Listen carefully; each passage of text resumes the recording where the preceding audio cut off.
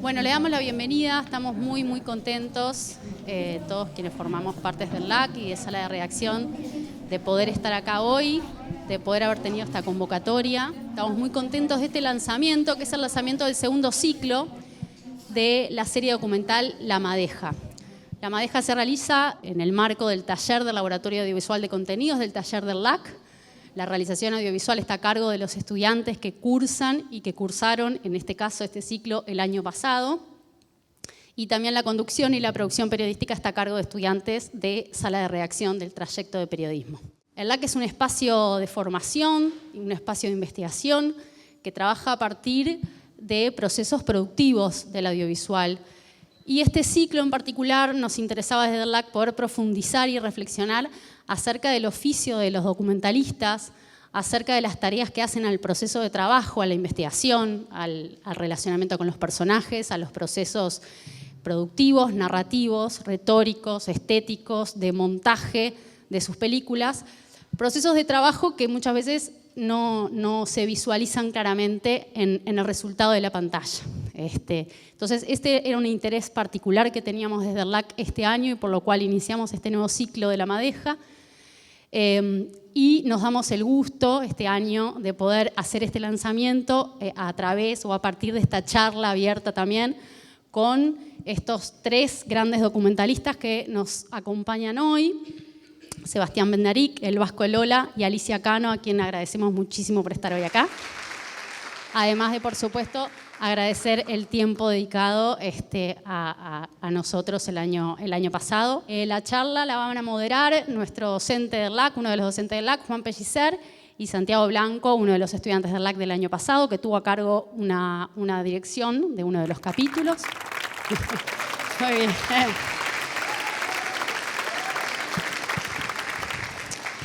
Y bueno, antes de cederle la palabra a ellos, queremos agradecer muy especialmente a todos los que forman parte del LAC, a los que lo hacen posible, a todos los estudiantes que participaron el año pasado, que fueron más de 80 estudiantes que tuvimos en el curso, a todos los servicios de la FIC también, de vigilancia, de servicios generales, de biblioteca, de medios técnicos, la gente de decanato, gente que siempre está apoyando nuestros proyectos y siempre está al servicio también de dar apoyo a nuestras locuras y a nuestras ganas de hacer cosas distintas y también que nos apoyaron mucho en este lanzamiento hoy.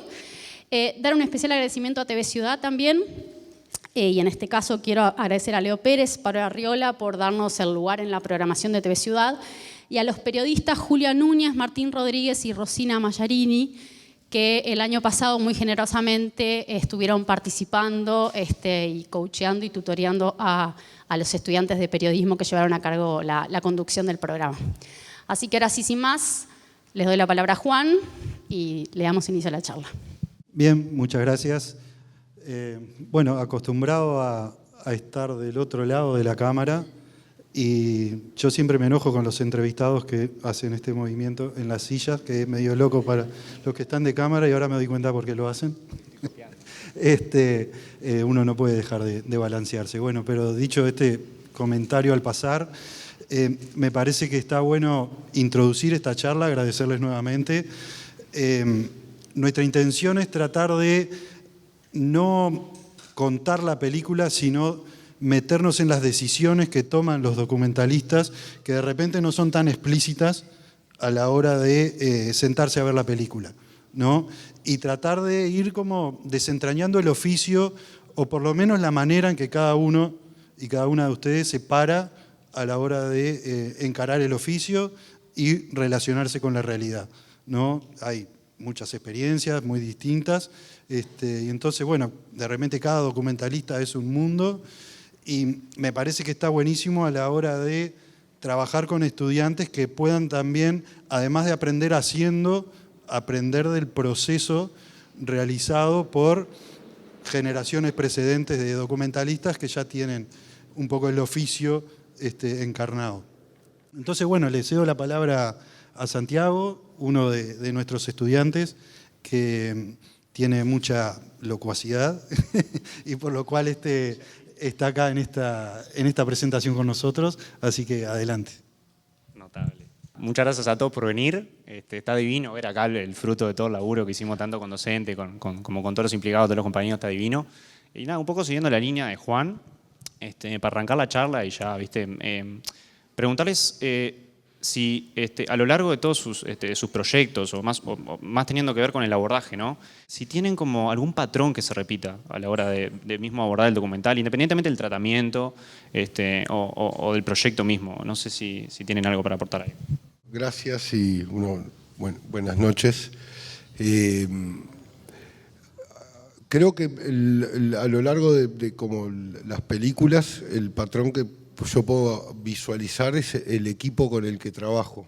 Como que de a poco, a partir creo que de Cachila, se conformó ahí como lo que yo le llamo los pilares en cuanto a producción, que generalmente siempre he trabajado con Andrés Varela, que es mi socio en Coral, y después el montaje y la dirección de sonido con Guzmán García y con Santiago del Naric, que bueno, somos como ahí los cuatro que si ves los créditos desde Cachila hasta la última película se repiten y creo que un poco empezás a ya tomar los temas y ya repartirlo en cuanto a mecanismo de producción, y como vas como que en mi forma de crear ahora es como muy en confianza con esos roles, sobre todo el montaje, que tiene mucho que ver en el documental, el guión. En el montaje para mí se termina el guión, entonces es como que de a poco cada película voy sintiendo menos abismo en cómo va a terminar porque confío en ese equipo. Buenas noches. Primero que nada quiero decir que yo vine convencida que iba a venir a una charla a un aula y me encontré con esto, o sea que estoy muy nerviosa. Pero bueno, quiero decir que es una alegría porque soy egresada de esta casa de estudios, que la quiero mucho, así que me hace muy feliz estar acá compartiendo con ustedes y ver esta sala llena me parece muy, muy lindo y muy esperanzador para lo que se viene. Con relación a los patrones, me cuesta quizás en realidad, en mi caso, capaz que tiene más que ver con una búsqueda o con intentar una forma de filmar que de alguna manera en la medida que avanza y va haciendo una y otra película, quizás lo que intenta es afinar esa mirada, ¿no? O esa búsqueda y por dónde puede ir. Y también entender qué es lo que no sé, hay quienes dicen que al final todos los cineastas, los artistas, intentamos en la vida responder a una pregunta, ¿no? Y en mi caso, si me pongo a mirar como las tres películas, de alguna manera me parece que las tres engloban algo que tiene que ver con la casa y con la pertenencia y que de alguna manera son preguntas que me he ido haciendo de distintas maneras y también El Bellavista, que es mi primera película, es del 2012, ¿no? O sea, obviamente pasó una década, yo soy otra persona, entonces en la medida que también una va creciendo, van cambiando las preguntas, pero que quizás ahí como por debajo hay una constante que tiene que ver con eso, ¿no? Como el sentimiento de identidad podría ser. La identidad es enorme, ¿no? Pero creo que tiene más que ver con los lugares. Bueno, el cine es los espacios en el tiempo. A mí me gusta mucho como concentrarme en un lugar y ver todo lo que aflora a partir de ahí, ¿no? Tanto El Bellavista, Bosco o Locura al Aire se concentran. En una es un pueblo, en otro Bellavista es una casa que cambia y Locura al Aire es una radio, un espacio, y a partir del espacio todo lo que aflora. Bueno, en mi caso, en realidad, mi mayor experiencia siempre fue muy guionado y muy estructurado porque hice mucho trabajo comercial institucional, documentales institucionales, me ha tocado hacer mucho, pero la experiencia desde adentro fue la otra punta, no había guión, no había nada. O sea, pero sí lo que yo quisiera rescatar, porque eso se inició hasta en la primera vez que inscribimos para algún fondo, hasta yo mismo fui y les planteé que había un problema porque parecía que el proyecto era solo mío porque yo era el director el dueño del proyecto era el director. Y yo viniendo de la industria me hacía mucho ruido eso porque yo siempre reclamé mucho la presencia de los productores, sobre todo el productor ejecutivo, que es una figura que nosotros en nuestra cultura no la tenemos muy fuerte, pero para que esto funcione, en mi experiencia, cuanto más fuerte es la compañía que vos tenés, llámenle como quieran, él la describió a su manera, con mis socios, mis amigos, mi gente de confianza. En mi caso, la tenía en casa. No había mucho lugar para el disenso, pero sí lo que me parece muy importante, porque además sucedió en esta convocatoria que en algún lugar Andrea figura, ella nunca lo comentó, lo observé yo, como producción periodística o idea o alguna cosa así. Y yo creo que ella fue la productora ejecutiva. Y el diálogo entre los dos fue lo que terminó siendo la película. Ella tenía una idea, yo la acompañé, pero secretamente tenía otra visión porque yo pensaba que ella estaba siendo muy romántica en su idea, pero no le quería matar, pincharle el globo. Pero sí lo que yo insisto en ese punto porque realmente cuando, independientemente de la experiencia de cada uno, no me voy a meter en cómo...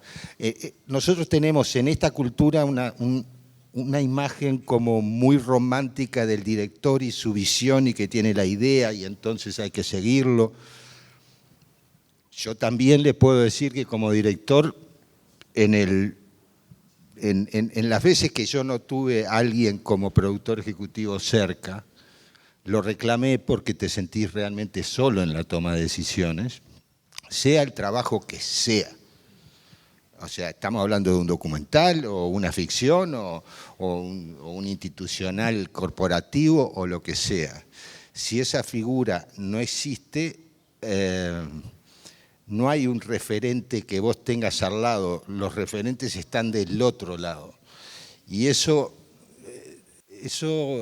te deja en una posición en la cual, bueno, o bien te jugás que todo salga bien, al final todos los zapallos se terminan acomodando en la isla y con otra narración o con algún cartelito o alguna cosa, siempre terminás sacando un poco de... Pero sí insisto en ese punto porque para mí debería ser un tema en el cual tenemos que pensarlo seriamente, sobre todo ustedes que están asomando a este trabajo.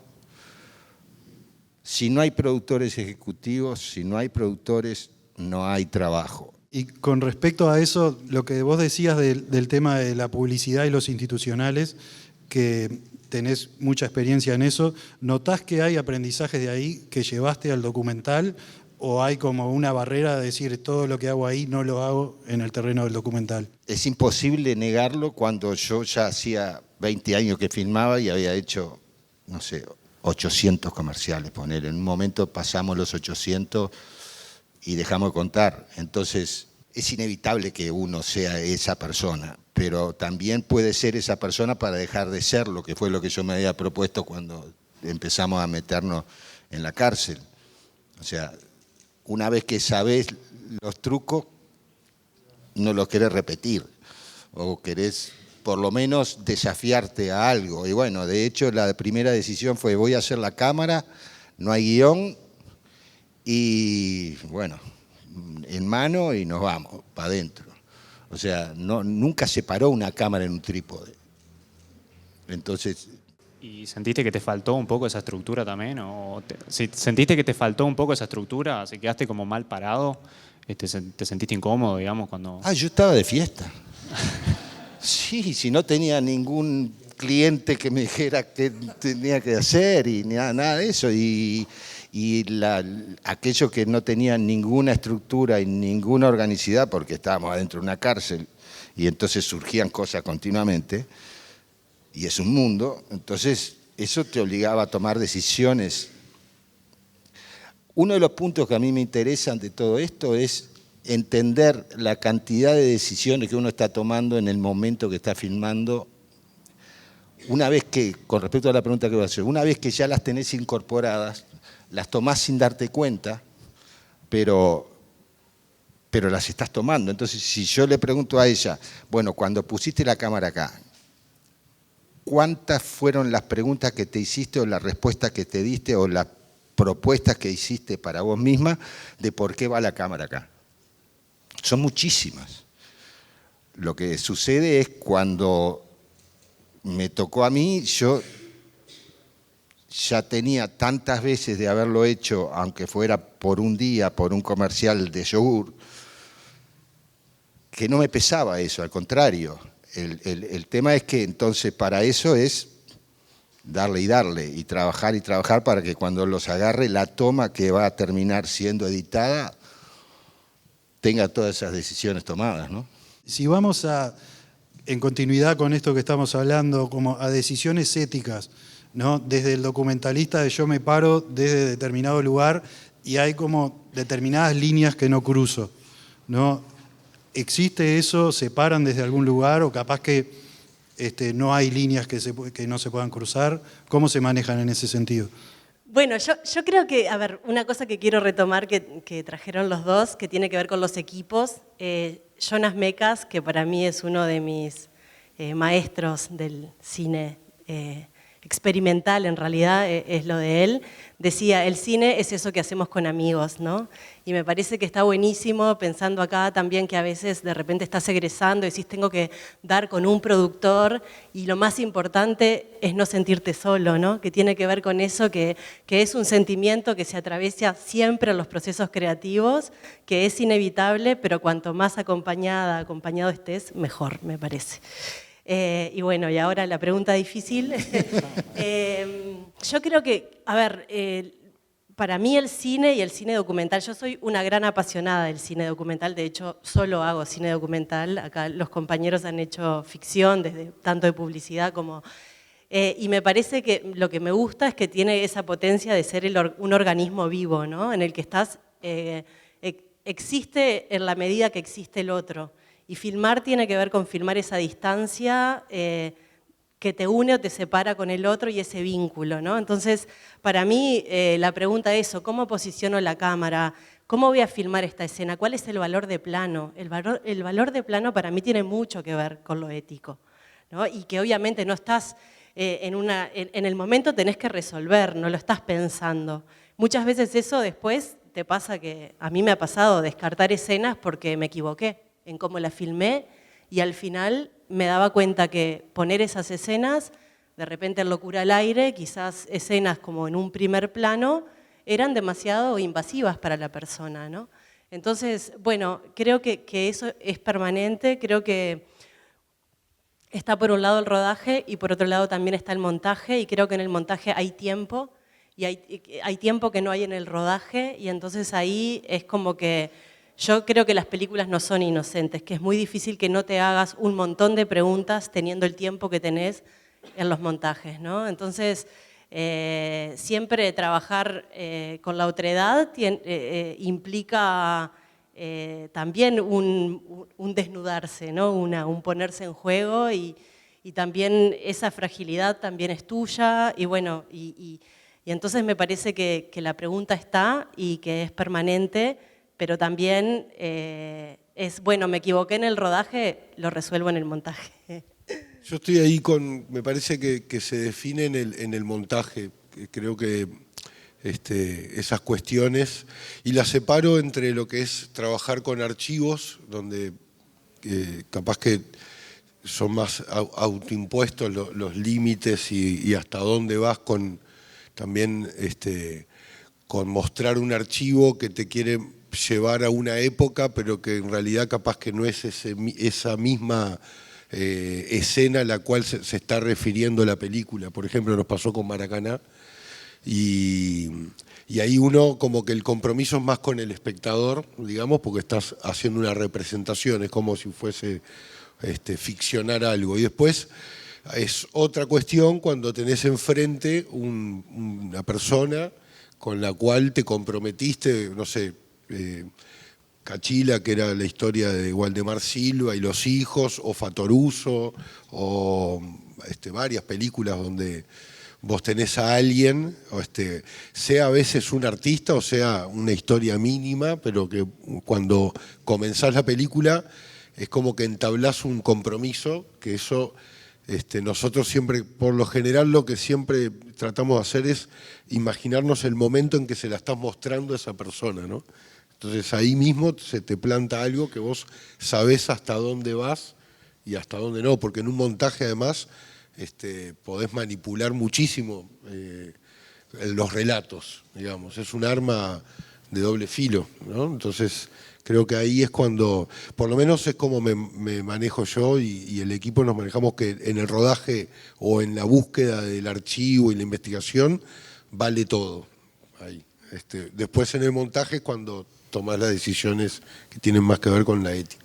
No te quedás sin nada por registrar que te parezca en el momento y la decisión la tomás en el montaje. Sí, por lo menos así es como, o por filmar o por conseguir o en cuanto a archivos, ¿no? Porque a veces la película también se puede llegar a definir ahí hasta dónde vas en la búsqueda del archivo, ¿no? En el caso concreto de filmar en una cárcel, la ética es una pesadilla porque ya aprendiste una cámara dentro de una cárcel. Yo creo que con respecto a eso, nosotros lo que elegimos fue, bueno, tratar de respetar al máximo a los que estaban en cámara, lo cual es muy difícil, porque ya, por más que filmaron un papel y todo eso, sabes que están en una posición absolutamente vulnerable como para decir, te firmo o no te firmo. Yo creo que ese papel, no sé qué valor tiene, pero lo teníamos que tener, no había otra. Pero eso también nos lleva a preguntarnos qué es lo que pasa con todos los que tenemos una cámara en la calle y lo que pasa todos los días en todos los informativos de este país. Cuando avisan de que aumentó el número de gente con el seguro de paro y van ¡pum! Y te muestran la fila del BPS. Para mí eso es un espanto y se hace todos los días. Pero nadie se lo pregunta. Cuando hablan de los niños y de la infancia, los blurean un poquito porque están hablando de los niños, pero en la nota de anteayer que usaron el mismo archivo que era sobre la jubilación y no sé qué cuánto, los niños en la plaza estaban todos sin blurear. O sea, en definitiva, con respecto concreto a lo que nosotros hicimos, nosotros, por ejemplo, algunas líneas, más allá de que no editamos pesadillas espantosas, que hubiera sido horrible usar eso, que era, o sea, era un buen recurso para poner a llorar a todo el cine, y no lo hicimos. O sea, no. Pero al mismo tiempo decidimos que no le íbamos a preguntar nunca a ninguno de los entrevistados cuál había sido su delito, por ejemplo. Y no meternos en cosas cuando nos estábamos dando cuenta que aquella persona se estaba exponiendo de más por el solo hecho que era un día distinto en la cárcel y había una cámara. Entonces, ese tipo de cosas o la cortamos, pero al mismo tiempo alguien me ordenó apagar una cámara y no la apagué. La llevé al piso en varias ocasiones y seguí grabando. Después elegí si lo editas o no. Ahí te pones entre buenos y malos y qué sé yo, pero esas veces en el documental creo que usamos un poquito de uno que nos estaba diciendo que no podíamos filmar y yo estaba filmando el piso. Pero en otro que nos dice apagar la cámara, yo seguí grabando todo lo que... Seguí grabando en negro en realidad, porque la puse así en un piso, mientras nos decía por qué iba a cerrar la cárcel y qué sé yo. Nunca sabés, yo ahí violé el respeto a la otra persona, pero yo estaba enojado con la otra persona. Entonces, pero sí, tenés millones de cascaritas de banana para caer, sobre todo cuando te comprometes emocionalmente con los personajes y de repente querés que la gente los vea de la manera que vos los estás viendo y de repente estás maniobrando una telenovela ahí para que tener buen rédito en en el final, ¿no? Tomando un poco eso, la construcción de la relación con los personajes que están siendo registrados, también cómo se manejan. Alicia, recién comentaste, te diste como una punta, pero está bueno, capaz que el Vasco ya comentó algo respecto a eso, si ustedes pueden como comentar en ese sentido. Más allá de la película, ¿no? Como esa construcción a veces emocional, a veces no siempre, que hay con un protagonista que estamos registrando. Que viene muy de la mano con lo que hablaba Vasco, ¿no? De la ética también. O sea, como Lee decía, cuando vos estás filmando, la persona, hay un acuerdo, ¿no? Hay un pacto, hay distintas motivaciones. Por un lado, vos la película que querés hacer y la otra persona la película que quiere hacer, o que se imagina que va a hacer, o que no se imagina, pero por algo está ahí, ¿no? Entonces, de alguna manera, cuando vos estás filmando lo que la persona quiere dar de sí, pero al mismo tiempo lo que la persona da a pesar de sí. Y creo que ahí está como la cuestión de la ética, ¿no? Que vos ves esa tensión, la podés ver y ahí mismo quien tiene la cámara, quien tiene el recurso, quien está contando la historia, sos vos. Entonces creo que ese es el gran desafío, ¿no? Por supuesto, si vamos a casos extremos, como fue para mí filmar Locura al aire en el Hospital Vilar de Bo o en una cárcel, es una cosa, ¿no? Y otra cosa es filmar en Bosco, con personajes que yo quiero con todo mi corazón y es un vínculo que mantengo y que trasciende absolutamente la película, ¿no? Entonces, bueno, y creo que es inevitable, vos filmás una película, no sé, vos fueron 13 años, está capaz que, pero también estás a veces un año entero y es un vínculo que queda de por vida. O sea, yo con la gente de la radio Vilar de Bo me la encuentro todo el tiempo, voy a la radio o me los encuentro en la calle, o sea, hay un vínculo, se genera. Entonces, bueno, poder establecer cuáles son las pautas de la película, qué es, hasta dónde llega y sobre todo saber ir conociendo qué es eso que el otro espera, ¿no?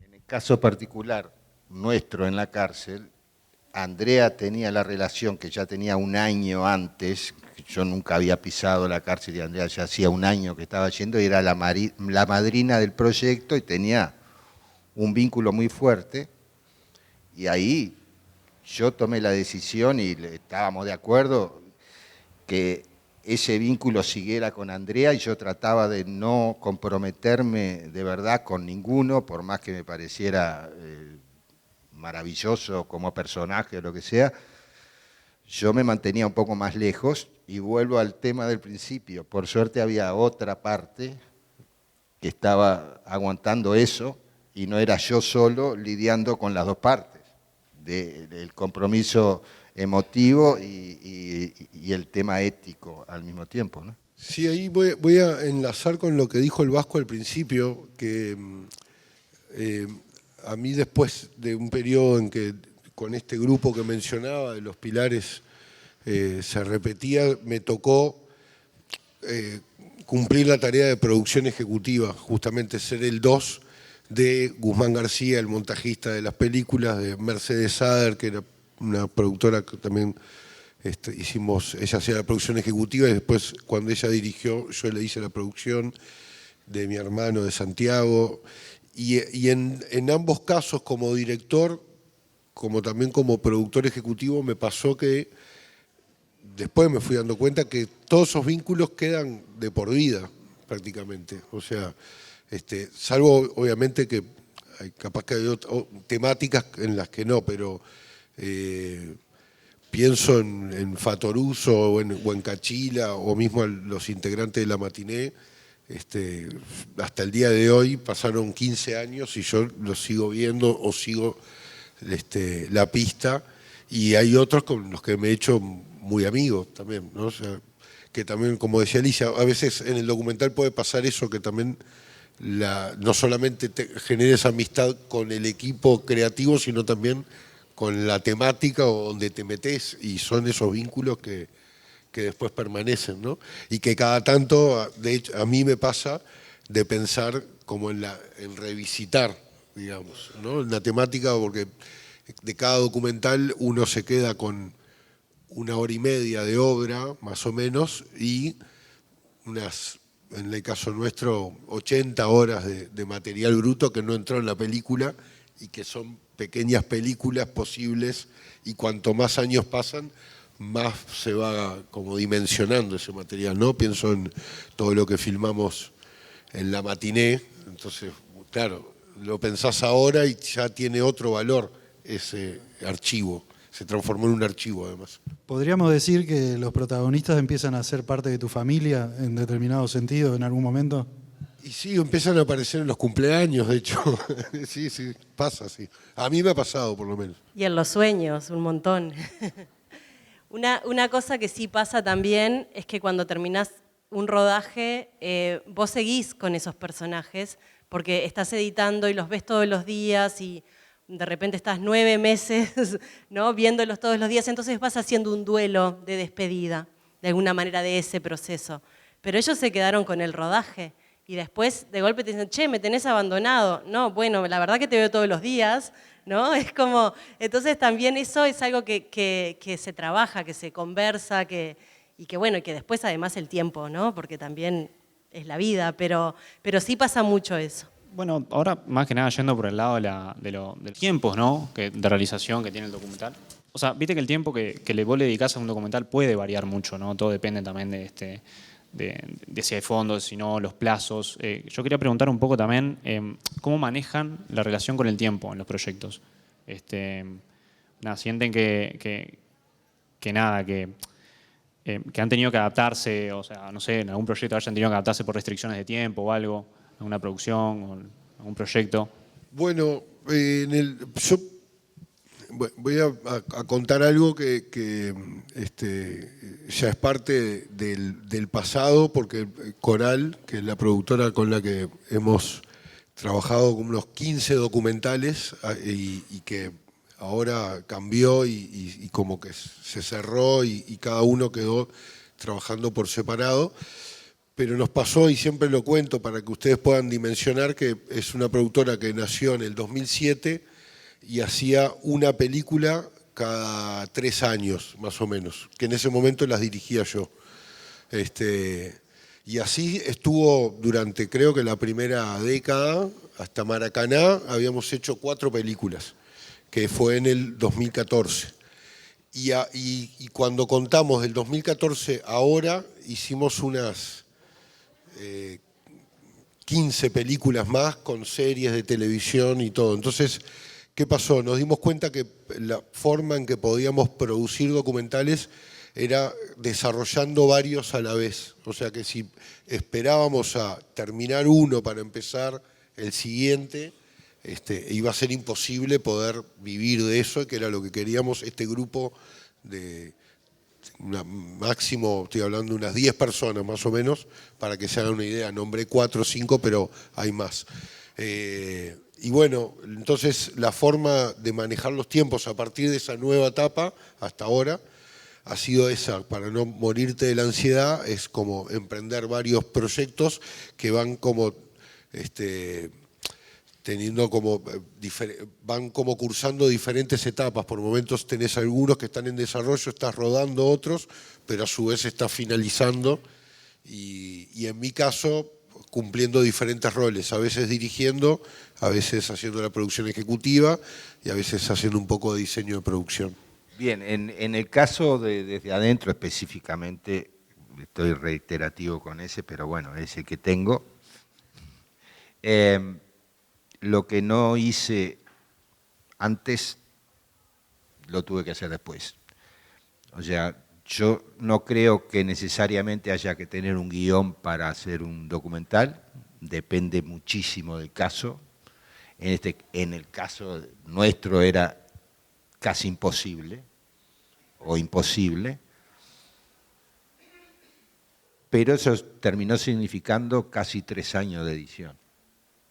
Y 7 versiones, y frustraciones, y duraciones absurdas, y cosas por el estilo. O sea, de lo que nunca te vas a escapar es de trabajar, antes y después, muchísimo.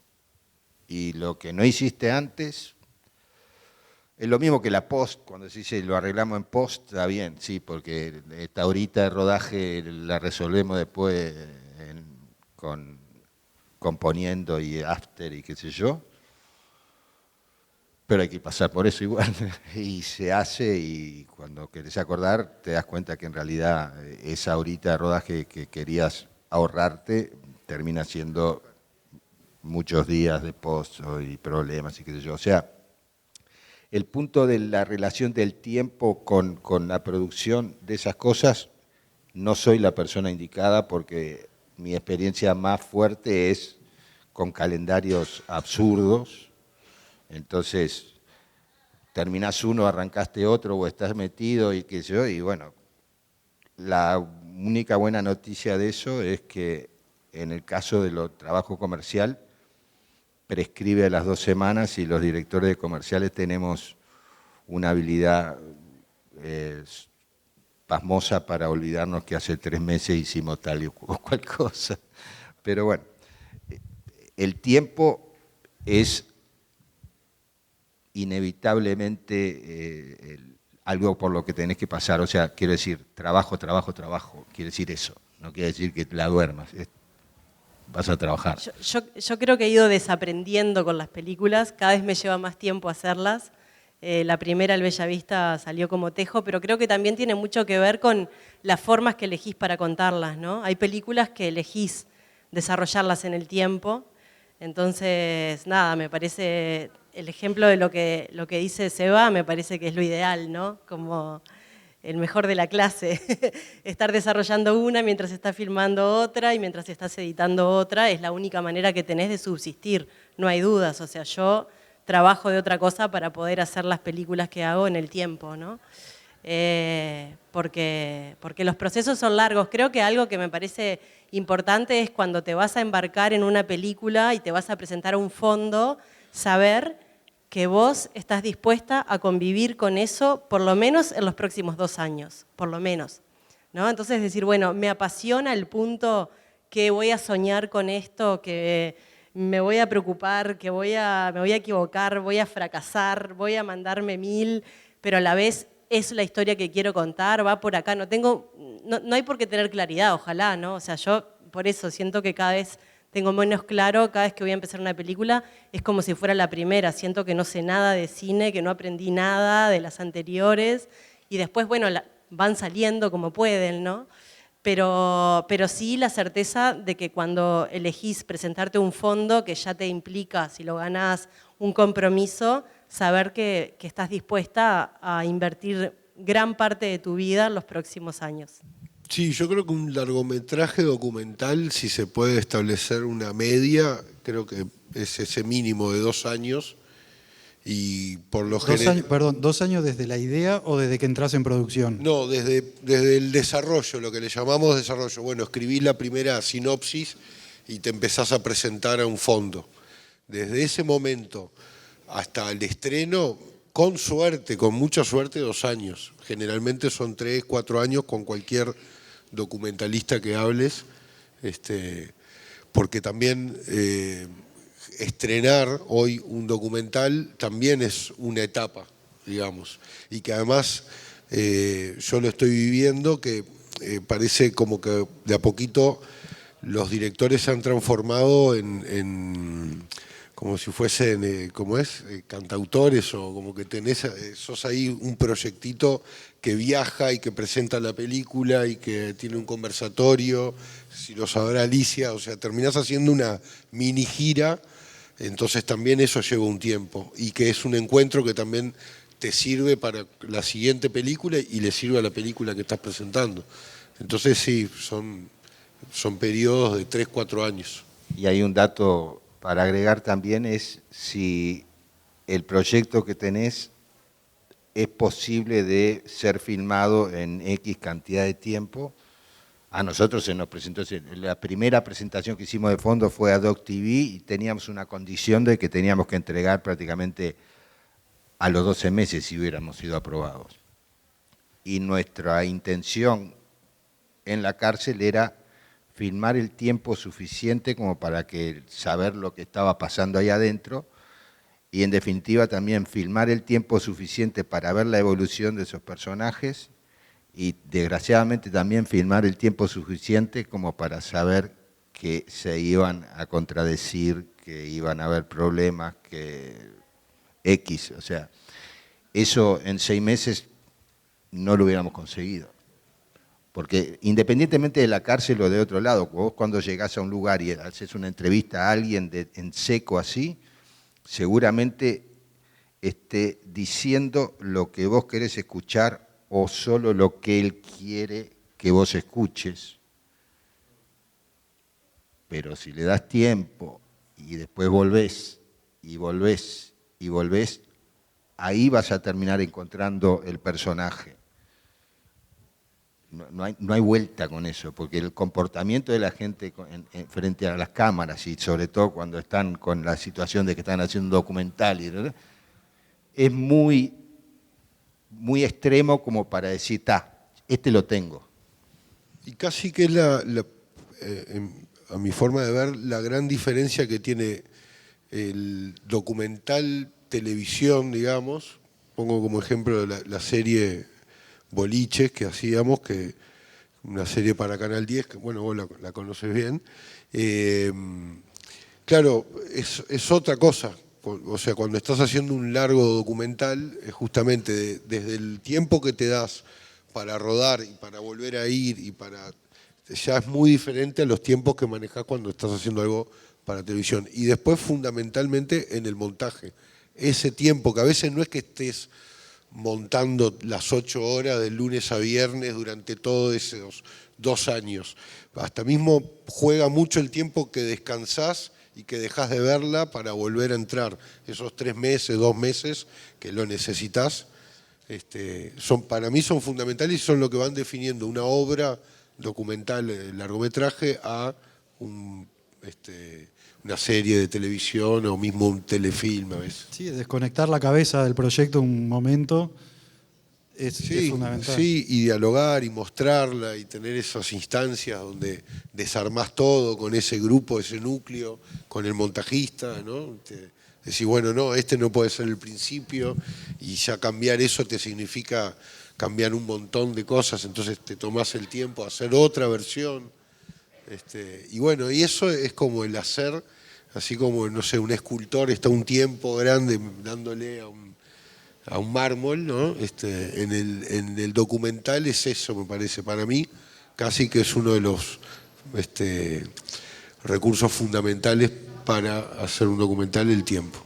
Fueron hablando de los fondos, surgió mencionado en varias ocasiones, preguntarles cuánto condiciona la existencia de fondos públicos a que exista un cine documental, y también apelar un poco a la experiencia tuya, que el hecho también de producir varias películas al mismo tiempo te hizo que algunas puedan ser financiadas con fondos y otras no, y también desarrollar experiencias con el mundo privado para poder financiarlas.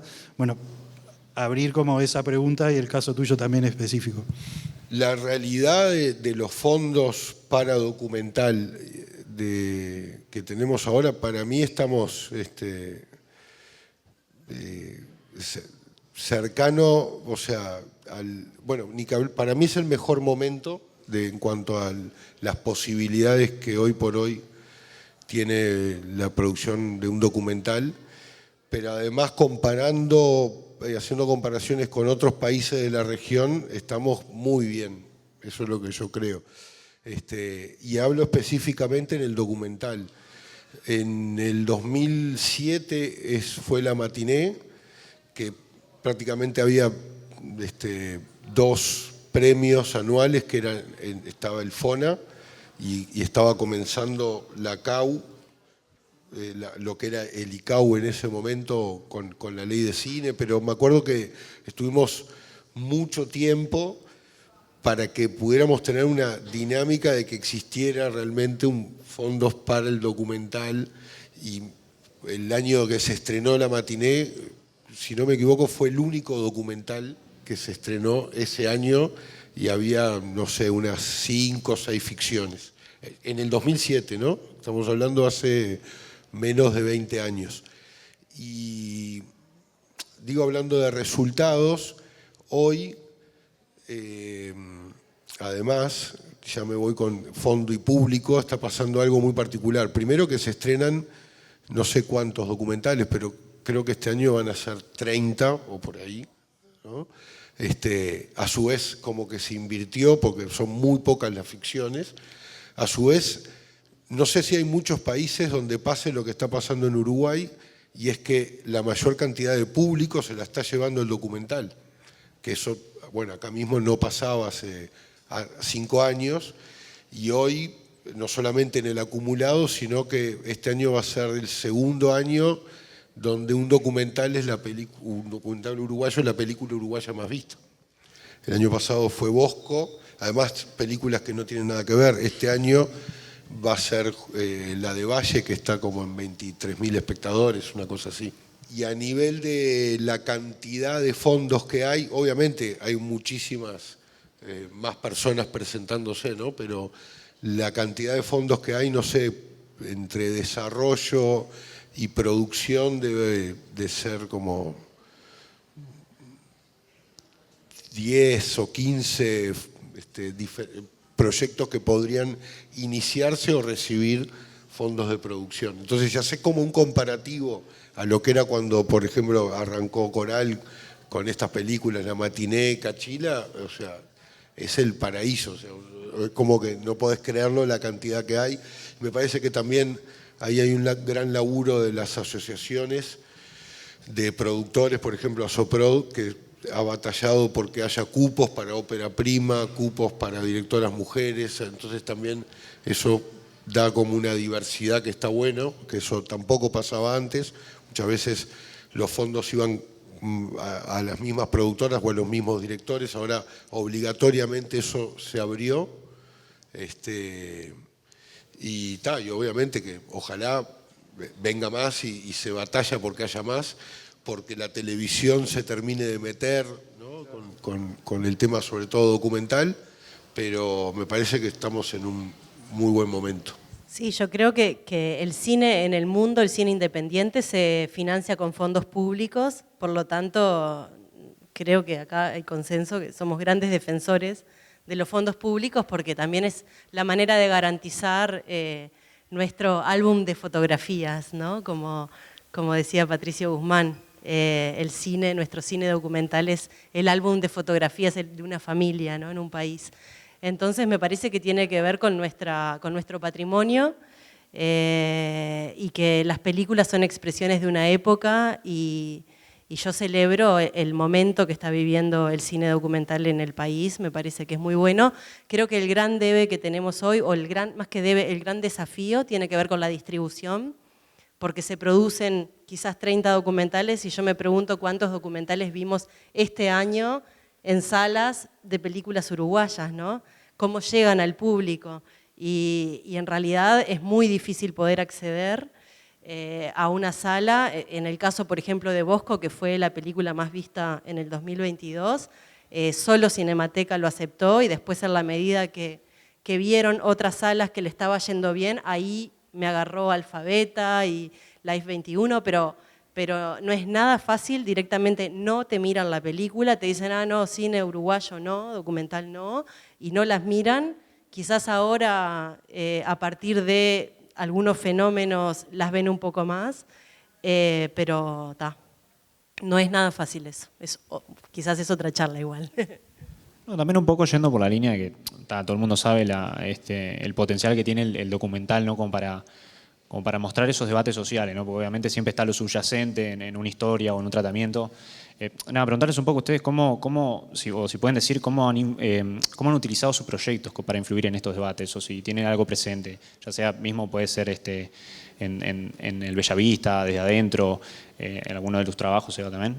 Es un poco por ahí la pregunta. Bueno, pasa que hay películas que son de agenda y películas que no, ¿no? Yo creo que lo que me parece que a veces también pedirle al cine documental que además sea incisivo en la agenda es como pedirle mucho al cine, ¿no? Yo creo que en realidad el cine lo que intenta hacer es acercar una forma de mirar el mundo y en todo caso intentar cambiarla, intentar sensibilizar a otras maneras, ¿no? O sea, bueno, Claro. El prejuicio con la cárcel. Esta película lo que hace es acercarte otras miradas sobre la cárcel y que quizás lo que logra es modificar tu manera de entender ese universo. Claro. Y eso me parece que ya es un desafío enorme, ¿no? Yo creo que el cine por definición es social, es político y es poético, si no, no es. pero incidir en la agenda me parece un montón. Claro, no como intencionalidad per se, sino como eso, porque viste, de rebote obviamente tocas, como ustedes obviamente todo lo que fue el sistema penitenciario y bueno, más que nada de eso de rebote. Yo creo que el riesgo de la pregunta es que, yo qué sé, estaba pensando ahora, a mí uno de los mejores temas de Cabrera que me gustan es Paso Molino, y no solo es innovador en su temática, en su armonía, en todas una cosa, y como música popular tiene su lugar, aunque Cabrera no sea masivo, digamos, pero la trampa también está en pensar que en el caso y no en el cómo. Yo puedo ir corriendo a ver con muchas más ganas un buen documental muy bien hecho del zapatero remendón de la esquina que se está desapareciendo como oficio, que de repente alguien que desperdició el desplazamiento de una tribu de 3.000 años del Amazonas porque se lo están llevando porque hay una represa, y es una basura de documental. Está feo, está mal contado. Quiero decir, el tema es cuánto tenemos nosotros adentro para comunicar y cómo lo comunicamos y la forma en que lo hacemos. En la medida que seamos honestos con eso, el valor social de ese trabajo va a salir solo. Yo creo que o sea, creo en el efecto transformador de los documentales, que creo que cuando están bien contados hay un efecto que generan en los espectadores sobre las temáticas que salen transformados. En eso sí creo. No sé si dan o puede pasar, pero no hay una intención, por lo menos a la hora de crear, de eso, de marcar la agenda. Y después, por otro lado, creo, y cada vez lo confirmo más, que no hay documental al pedo, digo yo, porque para mí hasta los peores documentales pueden llegar a ser el archivo que en 20 años use alguien para hacer un gran documental o un documental creativo. Nos ha pasado a nosotros editando justamente Mundialito, que sacamos imágenes a veces de informes documentales o de institucionales que vos lo ves como obra y son espantosos, pero sacaste de ahí unos planos que los transformaste en escenas fundamentales de tu documental. Entonces, para mí, eso también es algo muy particular que sucede con los documentales. Antes de invitarles a pasar al aula magna, a ver uno de los capítulos, habilitamos si alguien quiere preguntar algo. Hola, buenas noches. Buenas noches. Yo les quería preguntar, porque yo pienso, ¿no? En el caso del documental, tiene que ser muy difícil saber tipo dónde parar, ¿no? Dónde parar, dónde decir, hasta acá llegué, tipo, ya conseguí mi objetivo, ya, tipo, acá termina la película. Entonces, tipo, porque yo siento, ¿no?, que se puede alargar por años, incluso sobre todo al ser personas, seguir las historias de las personas y en un momento no van a terminar nunca, son personas, van a seguir su vida. Entonces, tipo, les quería preguntar cómo ven ustedes dónde está el final o dónde ven que está el objetivo cumplido. Muchas veces se abandona, se dice, listo, ya está, el tiempo. O bueno, también en realidad cuando vos vas a filmar vas con un proyecto y con una hipótesis y como deseando llegar a algo, vas con una intención, ¿no? Entonces, en la medida que sentís que ya tenés, que esa intención se cumplió y que tenés el material suficiente, es momento de pasar a otra etapa y cerrar la película. Y además, bueno, ahí también después entran un montón de otras cosas que tienen que ver con el presupuesto, que no es lo mismo hacer una película, un documental profesional que amateur, que podés filmarlo vos con tu cámara cuanto quieras, pero también después hay compromisos, los fondos también te imponen tiempos de entrega de las cosas. Entonces, bueno, ahí hay todo un esquema de producción y las maravillosas productoras ejecutivas que te empiezan a marcar el camino también. Sí, es por ahí. Lo que decía también al principio de los amigos que te digan basta, también necesitas a alguien que te diga, bueno, ya está, o empezá a buscar un cierre, porque tanto para la etapa de rodaje, porque uno también a veces que sentís que te falta algo más y que esto y que lo otro, y bueno, generalmente ese rol es el de la producción ejecutiva que te dice, ya se acabó el rodaje, no hay más retoma ni arma un rodaje con solo el fotógrafo y el sonidista, todos esos recursos se te empiezan a acabar, y lo mismo pasa con el montaje, ¿no? Porque en el montaje llega un momento que tenés que entrar a la postproducción y ahí respira la producción ejecutiva, porque dice, bueno, por lo menos no la va a cambiar más, porque una vez que entras a postproducción ya no haces cambios. Entonces respirás y ahí ya tenés la batalla final, que es esto de la música, la postproducción, ¿no? La mejor película es la que se termina. Eso es como un dicho que siempre decimos en las clases. Buenas. Mi pregunta es, ¿les ha pasado que cuando estuvieron haciendo una escena en alguna película no les quedó completamente diferente a como ustedes lo esperaban, pero dijeron, bueno, lo dejamos así porque no quedó mal? ¿Se entiende? ¿Les ha pasado? Todo el tiempo, ¿no? Todo el tiempo. Sí, no sé cuándo me quedó igual a como lo había pensado, ¿no? Que creo que eso es lo lindo del documental, que una va planificando una cosa, pero tiene que ir viendo también qué es lo que te regala la vida, ¿no? Que me parece que eso es para mí lo más lindo de los rodajes en el documental. Estar preparada a esa sorpresa y poder captarla, ¿no? Hay veces que tenés intuición y tenés suerte y te quedaste contento, y otras veces cuando yo insistía en trabajo y agarrar una cámara y filmar y todo eso, es que en ese momento vos venías con una propuesta, una autopropuesta, y surgen cosas, ya en algún lugar estás sabiendo para dónde lo vas a llevar.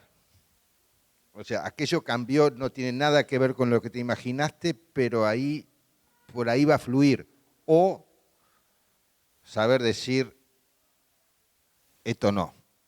Porque hay un engaño el día de rodaje, que cuando tenés menos experiencia es muy frecuente, que es, vos tenés 10 variables para condicionar un rodaje, para decir, bueno, podemos ir a filmar, porque estas 10 cosas están resueltas. Ponele que en realidad salís a filmar con 7 resueltas, porque hay 3 que son un albur, el día, el clima, lo que pase, no sé qué. Pero llegás y en realidad de esas 7 que vos creías tener dominadas para conseguir las otras 3 en el lugar, se te presentan 4 de las 7. Y el problema es que vas a pasar el día pensando que estás trabajando y construyendo, porque empezás a vencer y avanzar sobre las variables que tendrías que haber tenido pero que no tenías, o qué sé yo, y te vas feliz del rodaje porque entraste en 4 y saliste en 6, pero después la isla no miente. Hay algo que decía un profesor nuestro, Mario Handler, todos conocen, que decía, la realidad manda, ¿no? En ese sentido, es como una de las frases canónicas que dejó Mario, que es muy potente. Y asimismo también hay una diferencia entre hacer en un documental una entrevista, por ejemplo, que la podés preparar muchísimo, a registrar eventos. A mí me pasó que la primera película, que fue La Matiné, y eran 17 murguistas, que encima yo, viendo ópera prima, quería contar la historia de todos y quería seguirlos a todos. Y lo primero que aprendimos era que iba a ser más lo que nos íbamos a perder que lo que íbamos a capturar, con una sola cámara además. Entonces, bueno, ahí como que vas negociando con la realidad y bueno, y la experiencia te va como indicando qué perderte, o sea, vas eligiendo qué cosas, porque ya sabes que te vas a perder la mayoría de las cosas que pasen cuando salís con una cámara. Y después recurso que muchas veces uno cae es decir, no, pero entonces voy con 5 cámaras, así no me pierdo nada. Y es lo peor que podés hacer, y ahí te das cuenta en el montaje, porque decís, al final no tuve nada, ¿no? O sea, y para construir eso, para visionarlo, para después contar algo, es mucho más difícil. Entonces, bueno, te diría que es eso, como ver o ir aprendiendo a perderte las cosas y ir buscando con una. ¿Vieron? Perdón, lo dijo él, no lo hablamos antes, porque es algo que les decimos en las clases todo el tiempo, no vayan con 3 cámaras, no van a conseguir más, no lo hablamos antes. ¿Eh? Y la otra cosa con eso es que la cámara no sea una metralleta. Si te vas a quedar a filmar esto, así sea un evento, sobre todo en los eventos, cuando decís, tengo la carita de tengo el otro tira un cohete, el otro está tomando una cerveza, y después lo vas a editar y es pum, pum, pum, pum, vos, quédate con uno, después vemos si le pedimos que agarre la cerveza de nuevo, y al otro que no tire los cohetes todavía porque lo queremos filmar. Porque si no el material de cámara es ineditable y no tenés nada. Pensás que tenés algo y lo que tenés es como fotitos movidas de todos los personajes que estabas como loco. Por suerte ahí me parece que se empezó a generar como una escuela de fotografía y de dirección de cámara que sí, justamente vas a recordarlo porque el director de fotografía con el que hicimos los primeros documentales nosotros fue Pedro Luque, que trabajaba con el Vasco en publicidad. Y claro, cuando vos venís de la publicidad lográs el planito que te gusta y te vas enseguida. Y fue toda una adaptación que creo que todos los documentales de esa etapa, que además como que los fotógrafos venían de la publicidad, porque prácticamente se rodaba muy poca ficción, teníamos ese problema a la hora de montar porque nada te duraba para poner un off abajo, porque no duraba nada. Claro, y eso sí, mucha paciencia, ¿no?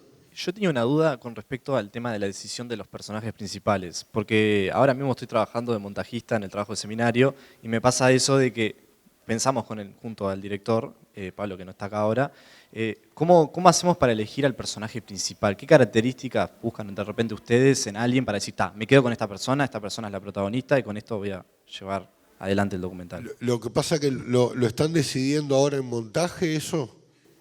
No. Estamos en una etapa de investigación y bueno, en realidad nos juntamos y ya vamos armando escenas y viendo a quién elegimos, porque tenemos 3 candidatos y bueno, estamos decidiendo un poco eso desde ahora. Yo generalmente lo defino de antes, no tengo como un caso así, pero me hace acordar justamente esta primera película, La Matiné, que de 17 justamente tuvimos que elegir 4, 5 y yo me di cuenta recién en el montaje cuáles eran los protagonistas. En el rodaje elegimos 10 prácticamente, porque también te puede sorprender algo que vos en la investigación sin cámara ves que alguien tiene cierto histrionismo, pero el día que llevaste la cámara de repente se transformó. Y otro muy tapado empezó a hablar y tiene una cadencia y un montón de cuestiones que te dan cine. Entonces, me parece que te vas dando cuenta más entre el rodaje y el montaje, por ahí cuando partís de grupos. Esa es mi experiencia. Sí, yo creo que también en la medida que vas conviviendo y vas filmando, primero creo que hay que confiar muchísimo en la intuición. Me parece que es tu mejor aliada, tu intuición. Y con quien vos sentís que podés desarrollar algo, ¿no? Ir un poco más allá. ¿Qué capas puede tener este personaje? ¿Qué caminos? ¿Qué cosas le pueden pasar? Y después, en la medida que vas filmando, ¿qué cosas efectivamente le van pasando? A veces de repente tenés un personaje secundario, pero por cosas que sucedieron, que tienen mucho que ver con eso que vos querés contar, con tu intención, ahí de golpe pasan a ser protagonistas. Y no fue buscado de entrada, ¿no? Eso pasa mucho en las películas corales. Hay un momento donde son los personajes quienes te van llevando hacia el final. Antes de ir 3 o 4 veces con una cámara a ver los personajes, no tomen esa decisión. La cámara les va a ir diciendo ellos, o sea, refrendando lo que dijeron los dos. En nuestro caso, en realidad teníamos historia para 8, por distintas razones quedó como que había 2 protagonistas. Hay uno que voló entero en la última edición, el último corte, tuvimos que sacarlo entero porque yo salí de mi casa y me lo encuentro que estaba manejando una van para una corporación norteamericana. Yo había cerrado esa semana la edición, tirando, ya está, 3 años. Y lo veo y le digo, vos, ¿cómo andás? Y me estaba feliz, el loco estaba laburando de chofer para una corporación norteamericana, llevando a la gente para arriba y para abajo. Digo, yo te tengo que sacar, porque si te dejo ahí, sos boleta, o sea, durá 3 días más laburando ahí. Y el loco estaba laburando, yo lo saqué. Y yo lo quería ese personaje, pero no estuvo más. Hola, buenas noches. Muy interesante la charla. Mi consulta es, ¿el fin justifica los medios? Hoy vos estabas comentando algo de que no les querías preguntar a los presidiarios el motivo de por qué estaban en la cárcel. Me imagino que es un tema ético más que de planificación del documental. Lo que quiero decir es, ¿se han quedado alguna vez con la sensación de me hubiese gustado preguntarle esto, pero para no traspasar un límite tal vez no lo hice? Después te saca la duda detrás de cámara. Porque al final de un documental, ¿no? Me imagino yo que es una pieza audiovisual que guardás en un lugar para después reproducirse. Y eso va a impactar un montón de personas. Y del otro lado, ¿no? Lo que te para de no transgredir límites es, bueno, algo bastante común, ¿no? Que es transgredir un límite. Y si pongo, ¿qué pesa más en la balanza? Bueno, le pregunto a ustedes, ¿qué pesa más? ¿Vale la pena pasar esa línea? Tal vez no. Contesto como padre, por ejemplo. Hay un punto donde no querés cruzar. En el caso nuestro era muy particular, pero yo de repente como padre quiero que mi hijo aprenda la letra con sangre y fuego o con amor, yo qué sé, o sea, el fin justifica los medios, no, y en algún lugar hay que parar. Y está lleno de ejemplos de gente jodida que expone a otra gente que está en condiciones terribles, y yo no quiero ser parte de eso. O sea, no tiene por qué ser tan espantoso como que vos hagas un retrato horrible de una persona que vive en situación de calle. Podés poner en evidencia a una mujer que fue sometida sobre toda su vida y tomó decisiones equivocadas porque era la prisionera de la cocina de su casa, de su marido, qué sé yo. Si vos pones en evidencia eso, a menos que ese sea tu objetivo de hablar sobre la condición femenina, de las esposas, del 40 al 70 en este país, ahí tenés un punto, pero ¿cómo lo tratás? ¿De qué manera desnudás eso y cuán en evidencia pones eso? A menos que el personaje lo decida, yo no lo haría, pero cada caso es un mundo también. Bueno, por eso también hay que ver cuál es el fin, ¿no? Si el fin es... Claro, no, si el fin es hacer, o sea, si tu finalidad es hacer una obra, digamos, yo creo que hay medios que se pueden justificar para mí. No sé, voy a poner un ejemplo también de Mundialito, que justo está y se habla de eso en el capítulo que rodamos. Nosotros, para llegar a hacerle la entrevista a Joao Belange, que había sido el presidente de la FIFA, no solamente en el 80, sino en el 78 en Argentina, tuvimos casi 3 días de guardia para que nos diera la entrevista, y sin habernos firmado los derechos, le hicimos la entrevista, lo iba a firmar después. Y ahí nuestro fin era hablar del tema político y de su relación con los estados cuando se organizaron los mundiales del 78 y del 80. Y bueno, y fue jugársela justamente a ese punto para buscar ese fin. Después te pongo algo hasta más banal, pero también más cercano. Para poner las imágenes que tenemos en Mundialito del campeonato, las tenía todas Estadio 1, también de eso se habla en la película. Y Estadio 1, en ese momento Sánchez Padilla nos daba las imágenes con una marca de agua que ocupaba la mitad de la pantalla y no había forma de sacarla, o sea, y que la sacara. O sea, lo puso en el medio literalmente al principio, después logramos que la pusiera en un rincón.